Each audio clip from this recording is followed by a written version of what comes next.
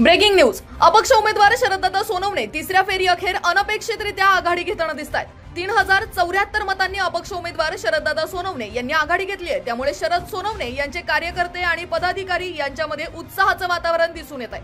तिसऱ्या फेरी अखेरचे निकाल आपण आपला आवाजवरती पाहत आहात।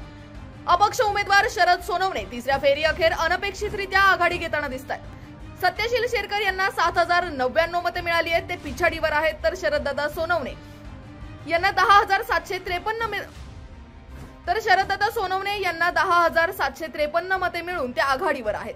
वंचित आघाडीचे उमेदवार देवराम लांडे यांना 7,679 मते मिळाली आहेत, तर अतुल बेनके यांना 4,679 मते मिळाली आहेत।